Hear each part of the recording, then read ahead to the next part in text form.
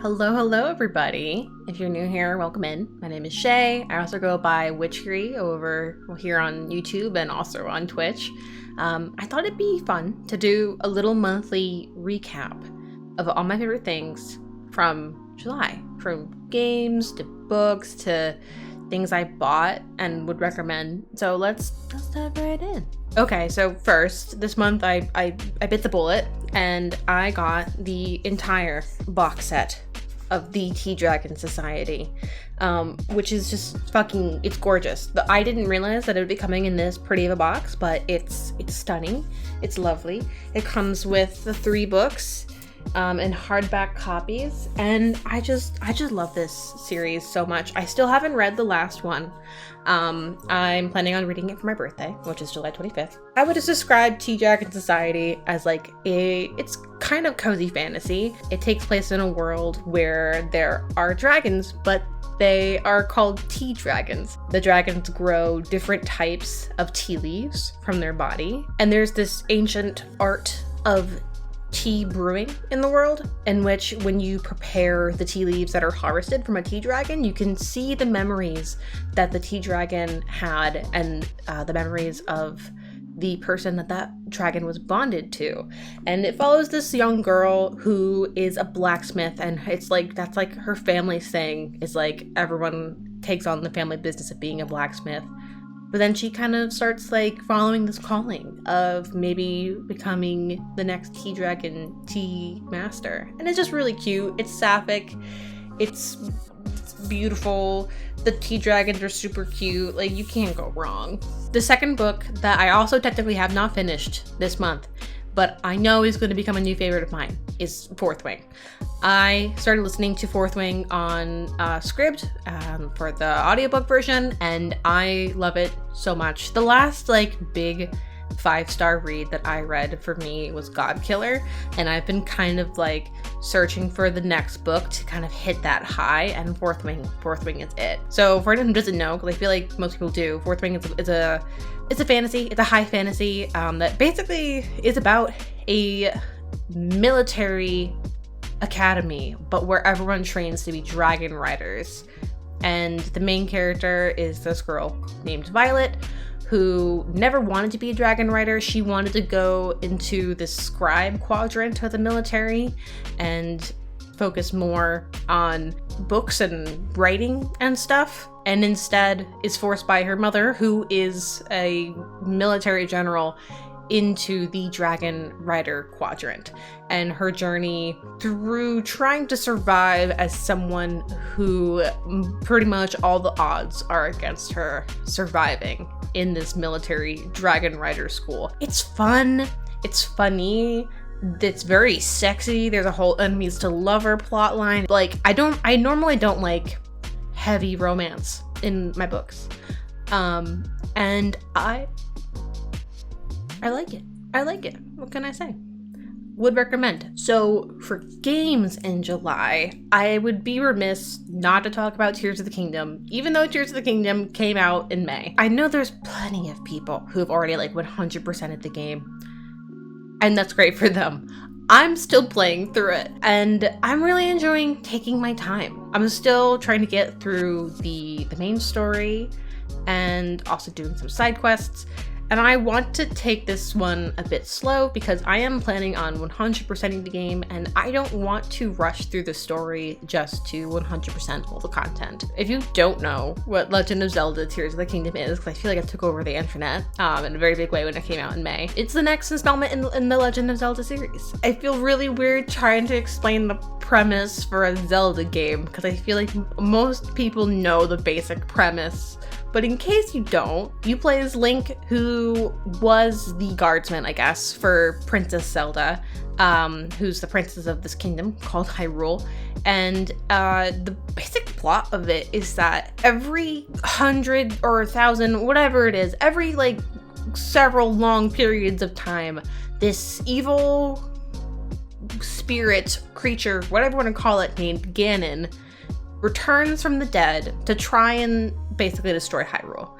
And every time the swordsman Link and Princess Zelda are reincarnated into that same time period to try and stop him. And this follows one of those installments. I love Tears of the Kingdom so much. I can't even begin to explain. I love that premise in a weird way. Like, I thought I'd kind of gotten over the whole Chosen One premise when I was no longer a teenager, but I'm kind of so here for it. I ship Link and Zelda so hard.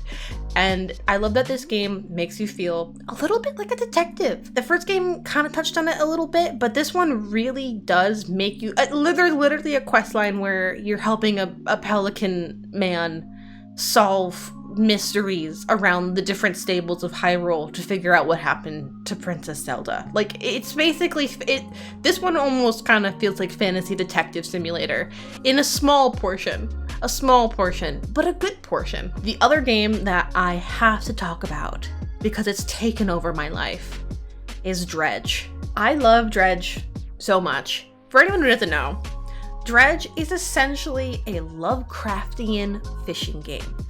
I know that sounds, it doesn't sound like it's a thing, but that's what it is. That's the best way I can possibly explain it. In Dredge, you're a fisherman who takes up this job notice to go to some random ass town to try and make some money. You're desperate, and you end up in this very cursed ocean, essentially, where no one goes out on the sea at night because something's out there. So your job is essentially to go around and fish. You're fishing for different fish, but as you start fishing more, you're discovering that there's something not right with this ocean. There are things in the water, and they're doing things to the people who live on this ocean. You also discover this strange man who's collecting even stranger artifacts that you can dredge up from the ocean. And as you dredge up these artifacts that seem to be cursed, you begin to piece together this dark and haunted story. I did not think that Lovecraftian fishing game was going to be on my 2023 bingo, but it is now. I am in love with this game. It's so atmospheric, but also eerie. It takes you from 0 to 100 so fast, because one moment it's daytime and I'm driving my little boat through the ocean and I'm like, oh my god, there's dolphins, oh my god, look at the whale. And then it's nighttime and suddenly there's like a red cloud chasing you around, whispering sweet nothings into your ear, and then there's a kraken, and like, it's insane. But I love it so much. Please try this game. I want to talk about movies and TV that I've watched in July, but the truth is that it's One Piece. It's just One Piece. That's all I watch. That's all I do. It's just One Piece. For the last year, I want to say, me and my partner Dylan have been watching One Piece together. It's what we do while we eat dinner. It's what we do sometimes when we have breakfast on the weekends. First of all, I didn't think I was gonna start One Piece. This is not a journey that I saw myself ever going on, but something about the first episodes really gave me Avatar: The Last Airbender vibes, but pirates, and I was kind of sold from that moment on, and now it's just become a part of like basically almost a daily, if maybe weekly routine, to the point where I hardly watch anything else. If I had to recommend one other thing that I watched in July, it has to be the Never After campaign from Dropout's Dimension 20 series. I love Dropout. I feel like all I really watch these days is basically Crunchyroll and Dropout. For anyone who doesn't know, Dropout is the College Humor digital streaming service, and Dimension 20 is their D&D show. They have a lot of different campaigns that they do on there. I enjoyed Fantasy High. I did start watching a bit of the Ravening War, but Never After is a dark fantasy D&D campaign that takes place in a world that's a whole combo of a bunch of different fairy tales. And it's super, but each of the fairy tales has their own unique twist. I watched a lot of it while I was sick with COVID this month, and I cannot recommend it more. I feel like the highlight for July for me is almost more the things that I got this month because I actually got more stuff than I normally do. So let's talk about it. So first of all, this might technically have been a June purchase, but I'm gonna include it anyway. The Zebra mild liners. I keep saying mid liners, but they're not mid. They're actually fantastic. I'm trying to be a bullet journal kind of gal, and I mostly use my bullet journal to make to-do lists, which is fine, but they normally look very plain and kind of boring, and I feel very uninspired. These have inspired me to get so much more creative with my bullet journal. They're fantastic. I love the colors. They feel very watercolor when they go on the page too, which I love. They also don't bleed, which is fantastic. I cannot recommend these more. If you're looking for highlighters or just markers in general for like bullet journals or notebooking purposes, these are the ones to get. My second big find of this month were these pens. I cannot tell you how excited I was to get these pens. This is a brand of pen from a brand called Mr. Pen. And these are fine point pens. I think they're 0.5 millimeters. I love these so much. They write so well. They don't skip. It's super smooth. They don't bleed. I love how thick the pens are. They're the perfect thickness for your hands to not cramp. The feel of it's really smooth. And it also has this, what would you call a ball bearing in the pen itself, which is like perfect for fidgeting. Like, I love it so much. If you're a fidgeter, this is the pen for you. I'm someone who fidgets a lot, especially when I'm on any sort of Discord call or a Zoom call, whatever it is. And I always have to be wary of not making too much sound. And that's why sometimes poppers just don't do it. You know, they're just not the thing. They're a bit too noisy, a bit too distracting for any other people who you're talking with at the time that you're fidgeting. It's nice. I like it. I cannot recommend the Mr. Pen pens highly enough. And also these were really cheap. And lastly, I think the biggest purchase, or one of the bigger purchases I made this month, and that I'm so happy I did, was this controller. This is the wireless controller from 8BitDo, and I love this thing so much. I've had it now for a couple of weeks, and it's fantastic. This is a wireless controller that I use personally with my PC.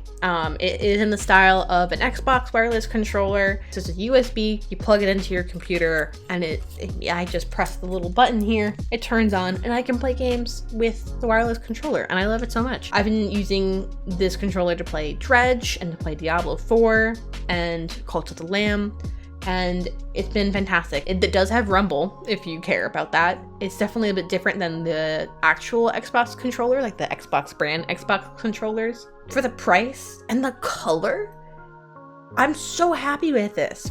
Like, I would have easily spent, what? I don't know, $80 on a brand Xbox controller to get this kind of a color scheme. 8BitDo, I believe I spent like maybe $30 total on this controller. So like less than half if I had bought an Xbox brand controller. I also just really like that it feels pretty comfortable in my hands. It's not as chunky as a traditional Xbox controller. So if you like that chunky kind of design, you might not like this as much. But for me and my very tiny hands, this is absolutely perfect. I love it. 10 out of 10, would recommend. But that's it for this month. Thank you so much for watching, especially if you made it this far into the video. I'm planning to post more YouTube content this year, but if you really want to find me, you can find me over on Twitch. I stream every Sunday and Monday and Wednesday as Witchery. That's spelled VVITCHERI. And you can find me over there on those days at 7 p.m. Eastern Standard Time. I hope to see you there, and I hope you have a lovely rest of your day, whatever time of day it is for you, and I will see you very soon. Bye-bye!